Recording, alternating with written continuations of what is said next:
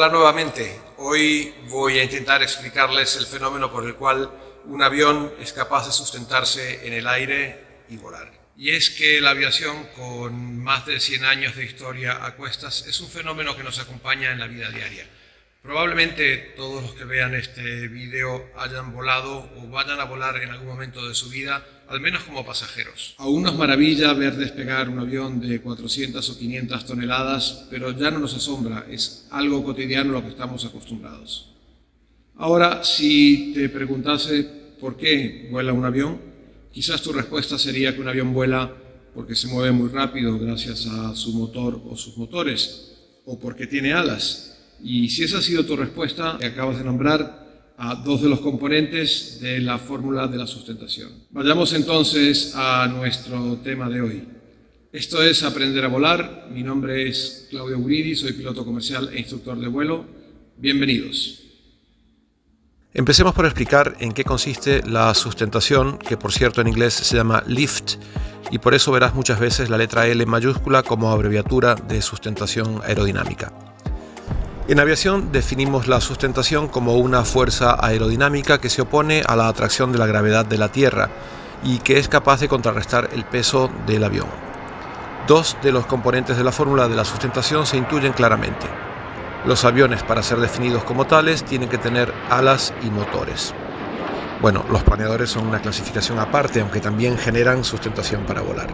En esta imagen vemos un avión en vuelo de crucero con las cuatro fuerzas que actúan sobre él en situación de equilibrio. Los motores generan empuje, lo que hace que el avión se desplace a una velocidad determinada, y a esta fuerza se opone la resistencia aerodinámica. A su vez, las alas, por un efecto aerodinámico que veremos en detalle en unos instantes, generan sustentación gracias a la corriente de aire que las atraviesa, lo que contrarresta al peso de la aeronave y le permite volar. Ahora, para desarrollar esto debemos partir de un concepto fundamental. El aire, que es el elemento en el que se desarrolla el vuelo, es un fluido. Sí, un fluido con características casi iguales a las del agua, por poner un ejemplo. Nos toca entonces nombrar una característica de los fluidos, y es que tienen densidad y que esta es variable. Recordemos pues qué es la densidad, diciendo que es la relación entre la masa y el volumen de una sustancia. Pero entonces ¿el aire tiene masa? ¿Pesa? Pues sí, el aire tiene masa, y su densidad varía en función de dos parámetros principales, la presión y la temperatura. Ahora alejémonos por un rato de lo aeronáutico y veamos un experimento de física que explica el teorema de Bernoulli. El teorema de Bernoulli dice que en la corriente de un fluido ideal, y recordemos que el aire es un fluido, la presión disminuye cuando aumenta la velocidad del flujo y viceversa. Veamos el experimento del tubo de Venturi que explica este teorema. Al hacer pasar un fluido por un tubo con un estrechamiento en su parte central, la velocidad del fluido aumentará y en consecuencia la presión que ejerce el fluido en las paredes del tubo disminuirá, ocurriendo al revés una vez que el fluido alcanza la parte ancha del tubo. Ahora, ¿qué tiene que ver esto con generar sustentación aerodinámica? Bueno, el perfil aerodinámico dentro de la corriente de aire fuerza a este a aumentar su velocidad en la parte superior del perfil, haciendo que disminuya su presión, siendo la presión de la parte inferior del perfil mayor que la de la parte superior. Esto es, estableciendo una diferencia de presiones. Ya se empieza a vislumbrar a dónde queremos llegar, pero antes debemos ponerle nombre a los componentes del perfil aerodinámico. La parte frontal del perfil se llama borde de ataque y la opuesta, por donde se escapa el aire, borde de salida o de fuga.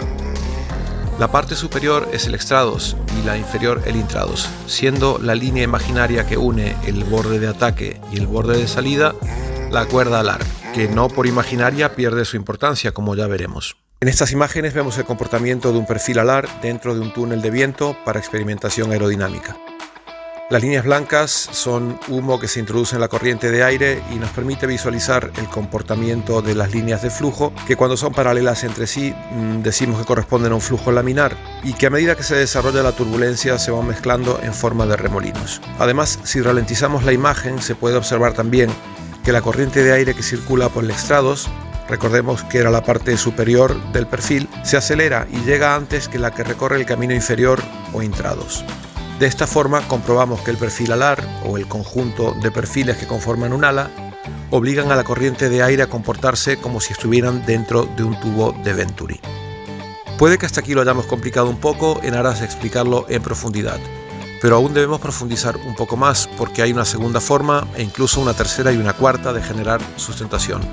Aunque a efectos del objetivo de nuestro vídeo nos quedaremos con las primeras dos. Imaginemos una tabla delgada de madera o una chapa de metal, en realidad da igual el material. Centrémonos en la forma e imaginemos que esta chapa se introduce en una corriente de aire de forma que la corriente sea paralela a la tabla o chapa. En principio la presión por debajo o por arriba será igual, no hay diferencia de presiones, tan solo un poco de resistencia, puesto que el canto de la tabla y la propia viscosidad del aire, que sigamos recordando que es un fluido, generan esta fuerza de arrastre. Pero si aumentamos el ángulo con que incide la tabla en la corriente de aire, se dará un fenómeno curioso. Aumentaremos la fuerza de resistencia, pero a la vez estaremos obteniendo sustentación aerodinámica. No quiero extenderme demasiado en el concepto, pero lo que estamos haciendo es aumentar el ángulo de ataque de este perfil. Definamos rápidamente qué es el ángulo de ataque, porque para los pilotos es un concepto muy importante. El ángulo de ataque es el ángulo que se forma entre la cuerda alar y el viento relativo. La cuerda alar ya la hemos explicado antes, pero recordemos que era la línea imaginaria que une el borde de ataque y el borde de fuga. El viento relativo es un concepto algo más difícil de explicar, pero simplifiquemos diciendo que es el viento que se genera al moverse una aeronave a cierta velocidad y con una dirección. Ya hemos explicado estas dos formas de generar sustentación y ahora podemos ver de tú a la famosa fórmula. Y aquí están esas variables. La mitad de la densidad del aire, que dependerá, como hemos dicho, de la presión y la temperatura. A mayor presión y menor temperatura tendremos una densidad más alta y podemos generar mayor sustentación. La velocidad elevada al cuadrado nos confirma lo que ya intuíamos, que a más velocidad, más sustentación. La superficie total sustentadora, o sea, las alas o planos como las llamamos en aviación, también nos muestran que generaremos mayor sustentación si disponemos de más superficie sustentadora, aunque esto también significa aumentar la resistencia. Y por último, el coeficiente de sustentación, que para no complicarlo demasiado diremos solamente que es un coeficiente adimensional que tiene que ver con el ángulo de ataque. Es decir, a medida que aumentamos el ángulo de ataque de los planos de nuestro avión, aumentará la sustentación, pero ojo, como todo lo bueno en exceso se convierte en malo, porque si bien a medida que se aumenta el ángulo de ataque obtendremos más sustentación, llegado a un punto, un ángulo para ser exactos, la corriente de aire ya no es capaz de remontar el perfil alar y esta se torna cada vez más turbulenta hasta desprenderse del perfil. Al ocurrir este desprendimiento se anula bruscamente la generación de sustentación, produciéndose la entrada en pérdida aerodinámica o simplemente pérdida.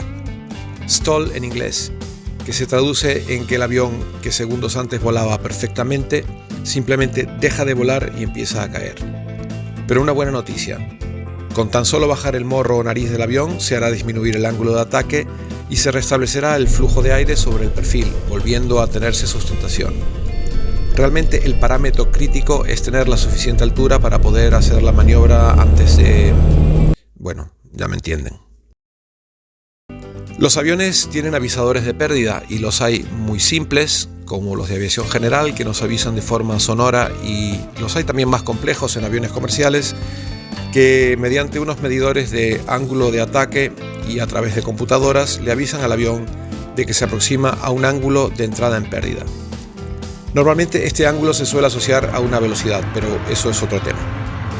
Por ejemplo, en el Boeing 737, el avisador de pérdida hace vibrar la columna de mandos a la vez que produce un ruido característico que avisa a los pilotos de la necesidad de reducir urgentemente el ángulo de ataque para evitar la entrada en pérdida.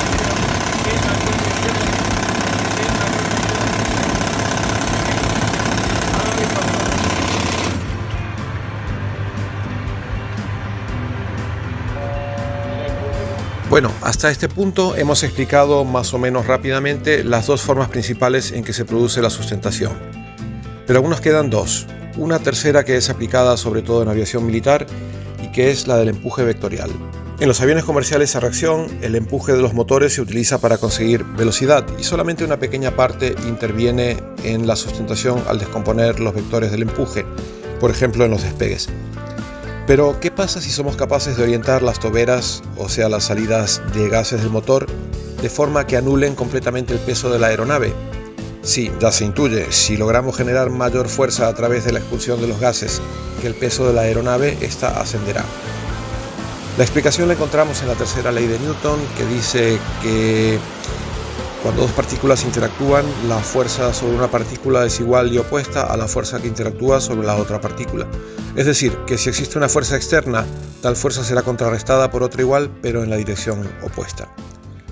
Por supuesto, el diseño de este tipo de aeronaves es complejo y su rendimiento a nivel económico menor que el de un avión convencional, por lo que no se ha desarrollado en la aviación comercial y tan solo en la militar de una forma muy limitada. Por último, aunque no está relacionado con el título de este vídeo, tenemos la sustentación que permite volar a un globo aerostático o a un dirigible. Para no extenderme en exceso, solo comentaré que en este caso la sustentación viene dada por la diferencia de densidades entre el gas contenido en el globo o dirigible y la densidad del aire que lo rodea, es decir, que se rige por el principio de Arquímedes. Bueno, espero que el vídeo haya resultado interesante para todas aquellas personas que sienten curiosidad por la aviación o que se han planteado en algún momento convertirse en pilotos. Continuaremos con nuevos temas, nuevos vídeos enfocados al aprendizaje de la aviación y en general a satisfacer todas las curiosidades que se nos puedan presentar en cuanto a este mundo tan apasionante. Muchas gracias.